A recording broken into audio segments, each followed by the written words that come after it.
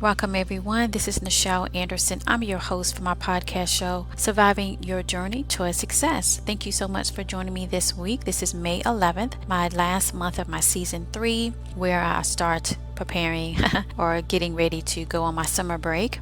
And today's episode 86, the show topic is the top 5 effective leadership strategies. So we're going to take a look at that, narrow this down to kind of get a quick reference, a recap, or introduction for those who's looking for some quick ways to pump up their leadership skills, or their focus of how they want to be perceived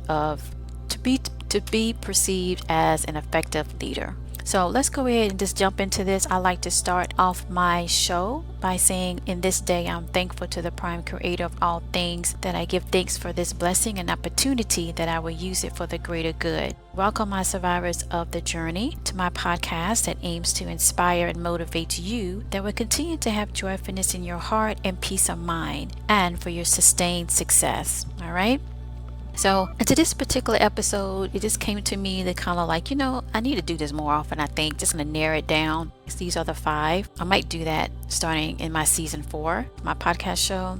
It just came to me to kind of focus on the areas that I have seen leaders that's in a leadership role that neglect one, might be good in one area, but not in the other. And you should have all of this, what I'm about to talk about, on your plateau in a way. You should have all of this of your strategy to be able to effectively lead others. All right, let's go ahead and talk about that, the why and the what leadership can do and must do to implement. So my important point is that leadership has to constantly reinvent their strategy matrix to deliver the results they want for their organization. Also, we got to look at the change, okay? They need to be able to change for their leadership approach that is vital to leading the teams that they desire. So that's the important point that you definitely need to take away for today, that leadership has to be consistent, not in one aspect for a certain amount of time for them to achieve a certain goal that they want, and then the next is right back to the same business as usual. And then the work teams and employees feel neglected, not appreciated, and that contributes to toxicity in the workplace. So my wisdom point, getting to this part of my segment here, is that leadership is not just about leading others, it is about responsibility to adapt. My wisdom point is that leadership is not just about leading others, it's actually about responsibility to adapt to the needs of the organization that they lead. So let's look at that. Why is this so? Okay, so we look to leadership that can bring about a new way of understanding that can communicate to others, a new understanding that can be able to address the requirements of not just the job and the managing of the departments and so forth, but actually what's needed to create the best, or at least the most efficient, respectful, honor, in the sense of appreciating the people that come into work every day within the workplace. And by honing on these 5 things I'm going to talk about, really can set you apart from the leaders that continue to struggle, or the leaders that continue to stand in the position of self and not us.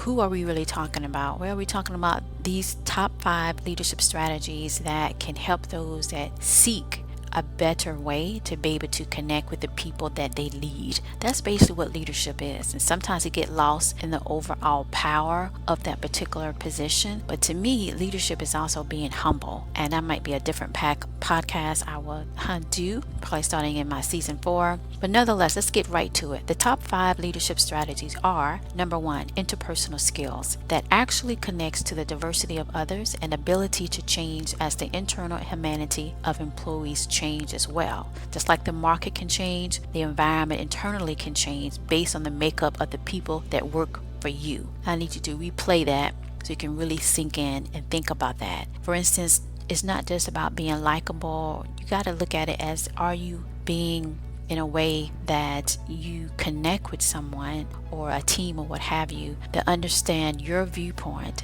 and by doing the necessary work to get the interpersonal skills where it needs to be. For example, cultural research that connects with others and understanding how you can connect that and communicate that.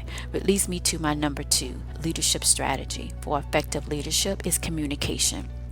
Interpersonal skills and communications really is like, they're like twins, and you can't really fake interpersonal skills. People even know that you sincerely care or you don't. And to force your interpersonal skills, your communication needs to be there. I mean, it needs to be tailored to the many different observations from your work teams in the sense of celebrations of birthdays, holidays, special occasions. You just involved, and to highlight and give congratulations and be connected when successes from team level of employees have achieved the goals set forth. I know just signing a particular certificate is more problematic because of time, but sometimes you have to do a little bit extraordinary than that, a more personal connection, and that gives you to the interpersonal skills I mentioned for number 1. You got to make it personal and memorable through the communication that deliver.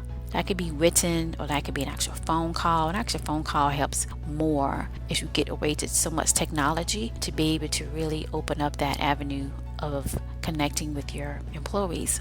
That's leadership. You can say a few words and mean a whole heck of a lot.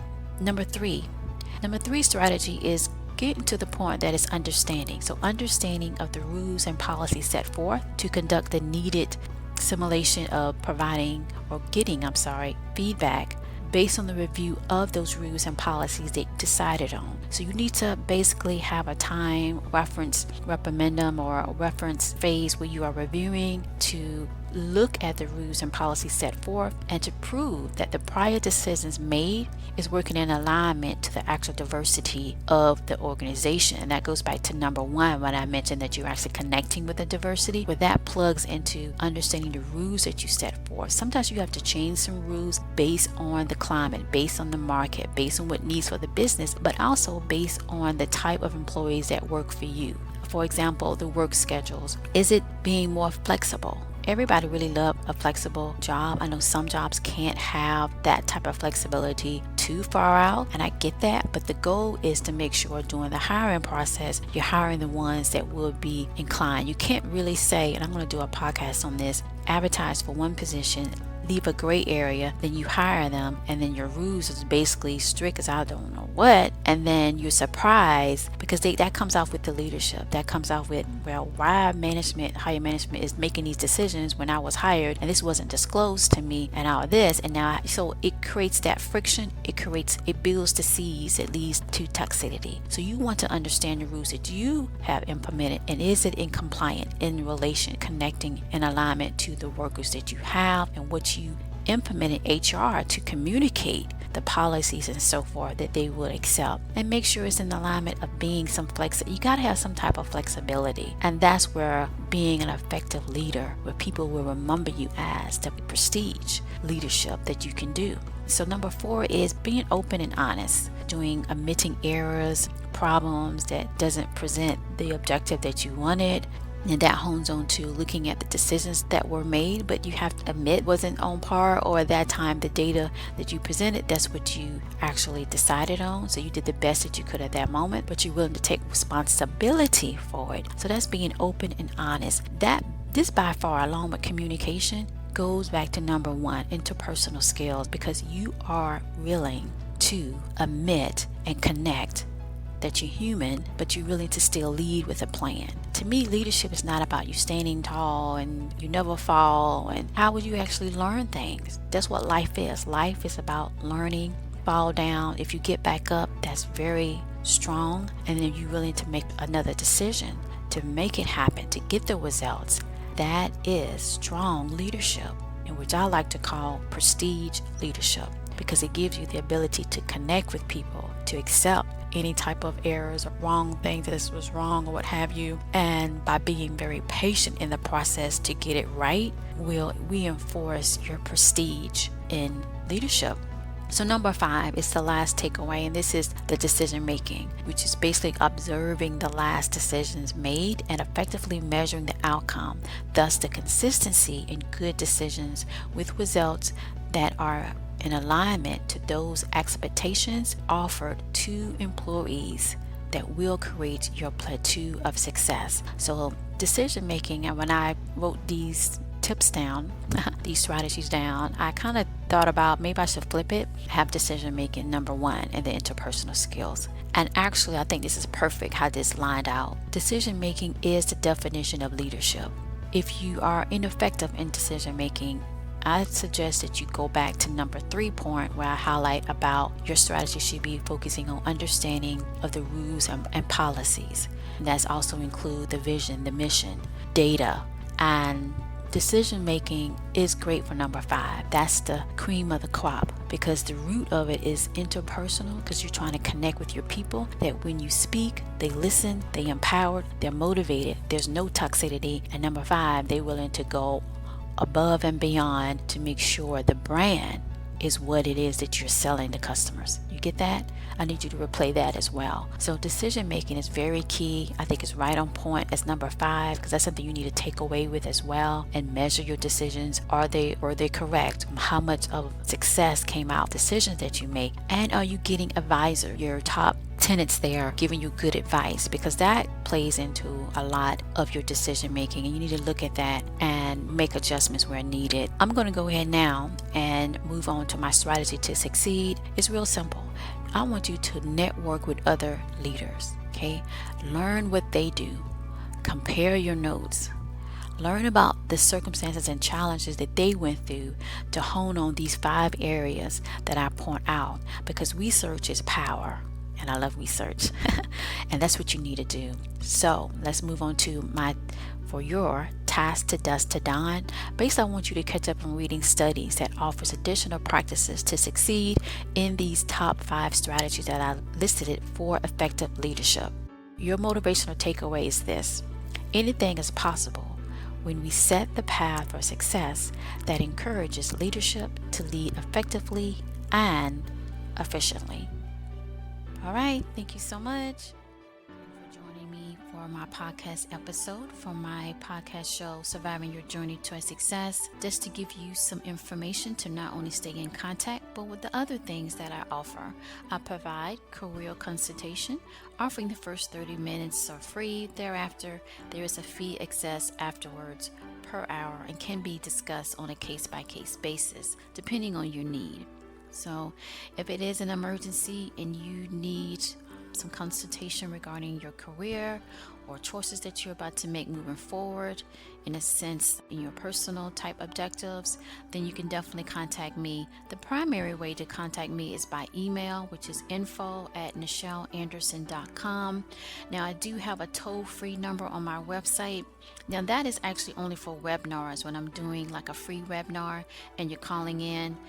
Once that number is through that medium, and it's only really for that, so it's not really connected to me directly. Now I am working on that, but for right now it's not really, and when that changes you would definitely get a notice of that to go forward. So just to recap, my primary way is info@nichelanderson.com. All right, so the other thing I want to share with you is that I also provide business courses and self-improvement courses. So that overall objective is to help you to create strategies that work for you, to get you motivated, to identify the ways to get or keep your joy and your mental peace. So I do provide that on the basis of your objective to gain success, and as I like to say, sustain success. You can find information on my courses that I release on my official website, which is www.nichelanderson.com, and you can go there and you can look at the different courses that I am releasing that are available. These courses are self-paced. They will be identified if they're considered to be like live sessions on a regular basis, but for the most part they are self-paced. During that time I do have live sessions that once you have signed up for the course, you will see that in the schedule of what days that I'm available live, that you can talk to me and we can go over the courses going forward, right, on those particular topics. So that information is basically on my website that you can go to, which is nichelanderson.com. Now, I want to do a special call out for listeners that I have seen in my stats that are following me, continue to follow me, which I am thankful for. Now, to get connected more, to stay connected, I'm asking you to consider to join my newsletter. that I do send out. And to do that, you just have to submit, of course, your name and your email. I don't spam. You can always request to be taken off the list. I don't send thousands of emails because I don't like thousands of emails from a particular source. So I keep it very in a way that's informative, of course, because obviously you like the content because you hear and you enjoy it and you're getting something from it, which pleases me. To expand that and to move forward and to get into other ways that I can expand what I'm trying to do is to form a newsletter to get that set up in the sense that I'm communicating that I can send that out more quickly, actually, through a podcast or any type of thing or production that I'm doing, where a newsletter is more, in the sense, faster to get that contact and to send it out on blast, right? And more opportunity to send more content compared to like social media characters to be able to get that message out. So do consider that to join my newsletter by providing, and you can find that link at the end of each episode. I have that link to basically to sign up here for Nichel E-List Tips newsletter. And you could do that and you can see that and click, and it's a short form, online form. It is secured and you can complete that. All right, the other thing I want to talk about is basically to subscribe to this podcast. If you haven't, please go ahead. Of course, this is going through Podbeam. I have 2 podcasts. This one, of course, you're listening to is Surviving Your Journey to Success. And you can subscribe. Of course, you should see the subscribe button here at the bottom of this episode or at the top, whichever device that you're using. Now, I'm also available on iHeartRadio, on Spotify, on Google Play, on iTunes, and any other podcast directories for feed distribution. You can connect that way and subscribe. And if you like it, share it. Now, I am on social media. And so you do hear me a lot talk about Twitter. I'm mostly active on Twitter. I'm also active on Facebook. For the most part right now is Twitter. And I like the whole concept of keeping it short and sweet. In my closing, I want to say thank you again for joining me today. Here is my closing statement for you. Be you that strengthens and inspires your ability to be strong in your journey endeavor. It's a good thing towards your mental peace and joy, always to your success.